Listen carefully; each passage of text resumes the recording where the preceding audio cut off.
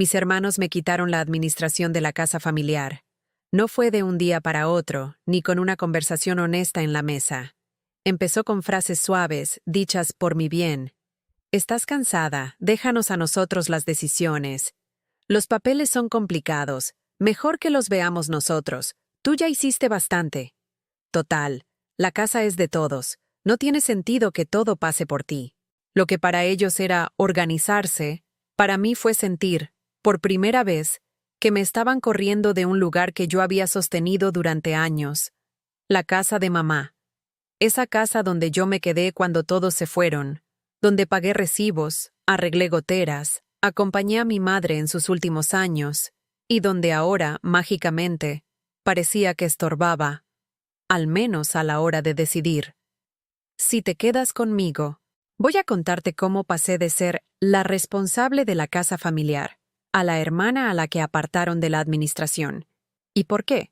Mientras ellos discutían escrituras, alquileres y herencias, nadie imagina lo que se van a encontrar el día que, por fin, se atrevan a abrir el último cajón de mamá. Me llamo Lucía. Tengo 63 años, y esta es mi historia real. Éramos 3 hermanos. Yo, la del medio, una hermana mayor que se fue pronto del país y un hermano menor que siempre fue el protegido. Cuando mi padre murió, mi madre se quedó en esa casa grande, llena de recuerdos y de cosas que solo ella sabía dónde estaban. Mis hermanos tenían su vida hecha lejos. Yo era la que vivía más cerca. Al principio, ayudar fue natural. Yo acompañaba a mamá al médico, pagaba los recibos, llamaba al fontanero, limpiaba lo que ella ya no alcanzaba. Mis hermanos decían, menos mal que estás tú. Con los años, ese menos mal que estás tú se convirtió en costumbre. Yo tenía llaves, sabía dónde estaba cada cosa, conocía a los vecinos, llevaba una carpeta con facturas, contratos, escrituras. Mamá confiaba en mí. Muchas veces me dijo, cuando yo no esté, tú sabrás qué hacer con esta casa. No hablaba de vender o no vender. Hablaba de cuidar, de no dejar que se cayera, de que siempre hubiera luz, de que no se perdieran las fotos, las cartas, los papeles importantes. Cuando ella empezó a empeorar, mis hermanos aparecieron más seguido. Las visitas, que antes eran llamadas rápidas, se convirtieron en vuelos, fines de semana, opiniones. Pero casi siempre llegaban, opinaban y se iban. Quien se quedaba a dormir en la silla del hospital era yo. El día del entierro, en medio del dolor, también se abrió otra puerta, la de ¿y ahora qué hacemos con la casa? Yo apenas podía pensar, pero ellos ya hablaban de números. Hay que ver cuánto vale.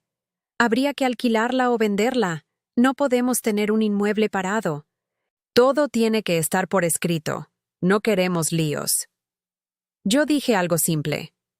De momento, dejemos la casa tranquila. Es muy pronto. Me miraron como si fuera una niña. Estas cosas hay que verlas en frío, Lucía. Tú estás muy emocional. Pasaron los meses. Yo seguí yendo a la casa de mamá a limpiar, ventilar, pagar lo que había que pagar. Para mí no era un activo. Era el lugar donde seguía oliendo a ella. Para mis hermanos, cada vez más, era una suma, una oportunidad, un problema a resolver. Un día, en una reunión que organizaron para aclarar cosas, me dijeron, hemos estado hablando y creemos que lo mejor es que la administración de la casa no esté solo en tus manos. Yo pregunté, ¿qué significa eso? Respondieron con palabras bonitas. Repartir responsabilidades, no cargarte tanto, hacerlo más formal. En la práctica, significó que me sacaron de todo. Cambiaron el domicilio de las facturas, hablaron con el banco para que el contacto principal fuera mi hermano. Empezaron a decidir posibles alquileres o ventas en un grupo de mensajes donde, curiosamente, yo siempre era la última en enterarme. Cuando quise opinar, me encontré con frases como, ya te contamos lo que decidamos. Tú estás muy apegada a la casa. No ves las cosas con objetividad. No te lo tomes personal. Son cosas prácticas. Lo personal para mí era todo. Cada esquina de esa casa tenía una historia conmigo y con mamá. Ellos veían ladrillos. Yo veía noches de fiebre, cumpleaños, discusiones, reconciliaciones, cuentas hechas en la mesa de la cocina. La gota que colmó el vaso fue un mensaje de mi hermano en el grupo. He estado revisando las cuentas, y creo que Lucía no debería seguir llevando nada. Se lía. Es mejor que los papeles los manejemos nosotros. Ella ya hizo lo que pudo. Ella ya hizo lo que pudo.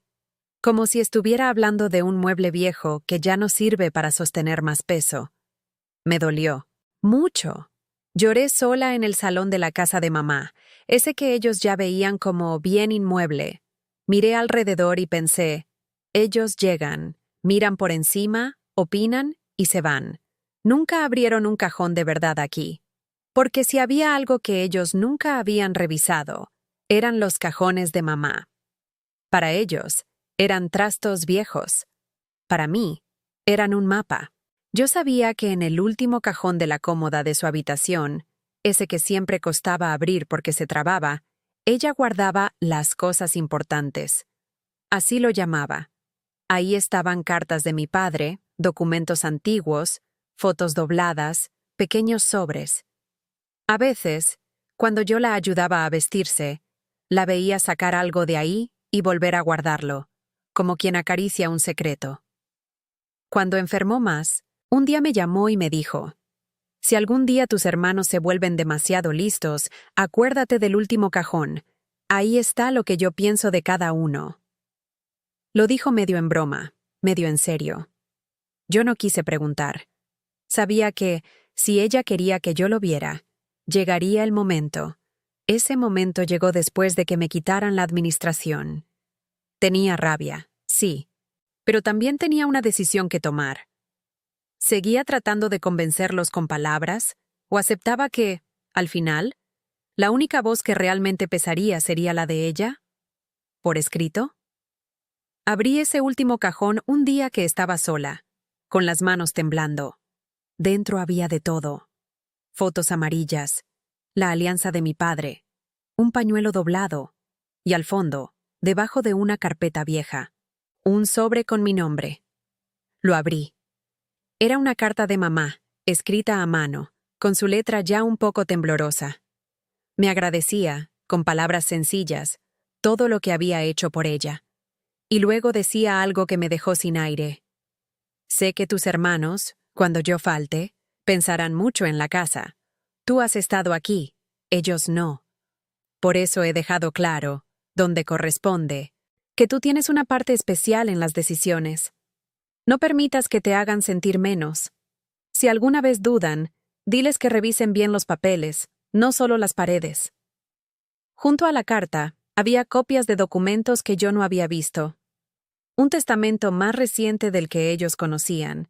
Un poder que me nombraba administradora mientras ella viviera y que explicaba por qué confiaba en mí.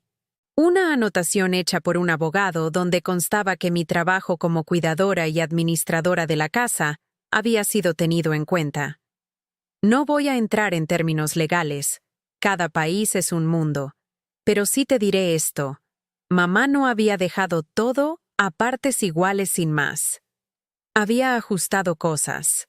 Había reconocido, en papeles, lo que yo había hecho en vida. Mis hermanos nunca preguntaron por ese cajón. Nunca se interesaron por saber si había un testamento nuevo, si mamá había cambiado algo. Daban por hecho que todo era como ellos creían. Cuando me quitaron la administración, no les dije nada de lo que había encontrado. No por maldad, sino porque entendí que no era el momento. Estaban demasiado ocupados repartiendo tareas en un grupo de chat como para escuchar la voz de mi madre desde un papel. Con el tiempo, las cosas se tensaron. Empezaron a hablar de alquilar la casa sin contar conmigo. Ingresos que se repartirían luego. Decisiones que se tomarían por mayoría. Yo, que tenía en mis manos una carta y unos documentos, preferí no pelear a gritos. Empecé a hacer algo que no habían calculado, a poner límites. Si queréis avanzar con esto, habrá que revisar el testamento, dije un día. Se rieron. ¿Otra vez con lo sentimental, Lucía? Dijo mi hermano. El testamento ya lo conocemos. Yo sabía que no. Ellos conocían uno viejo. Mamá había hecho otro sin decírselo. No insistí. Dejé que la vida siguiera su curso, con ellos convencidos de que yo estaba resentida, aferrada a la casa. Tal vez era cierto en parte, pero también estaba tranquila de saber algo que ellos habían decidido no comprobar, que no todo era tan sencillo como 3 hermanos, una casa, se vende y se reparte. El día que todo salió a la luz fue, como suele pasar, doloroso. La lectura oficial del testamento. Allí estaban los 3, sentados frente al notario, con caras mezcladas de tristeza y expectativa. Ellos pensaban que sabían lo que iba a sonar. Yo sabía que no. El notario leyó el documento actual. En él, mamá explicaba, con sus palabras, que yo había vivido con ella, que me había ocupado de su cuidado y de la casa durante años. Dejaba claro que eso debía tener un reconocimiento concreto, y añadía disposiciones especiales sobre la casa. No se podía vender sin mi acuerdo. Yo tenía derecho preferente a vivir en ella mientras lo necesitara, y una parte de los ingresos de cualquier alquiler futuro debería ir directamente a mí. Mis hermanos cambiaron de color. Eso no estaba en el testamento que vimos, dijo mi hermana. El notario respondió, porque este es posterior. Su madre lo modificó. Y les aseguro que sabía muy bien lo que estaba firmando. En ese momento, ellos empezaron a preguntar, indignados, ¿y cuándo hizo esto? ¿Por qué no nos dijo nada? ¿Por qué Lucía sabía? Yo dije con calma, yo tampoco sabía. Lo descubrí después, en el último cajón de mamá, ese que ninguno de vosotros quiso abrir. Si tú estás escuchando esto y te has quedado cuidando la casa familiar, a un padre o a una madre, mientras tus hermanos organizan su vida lejos y luego vuelven solo para opinar y mover papeles, quiero decirte algo.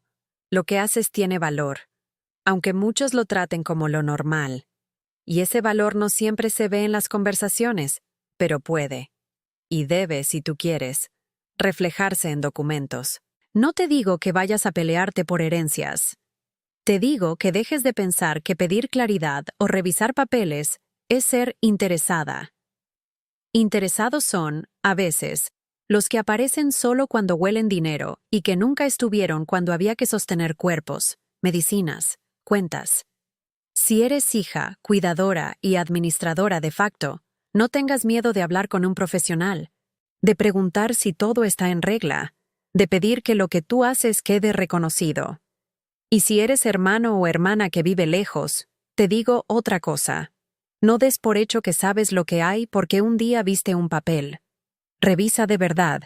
Escucha a quien se quedó. Y no trates como estorbo a quien ha sido columna.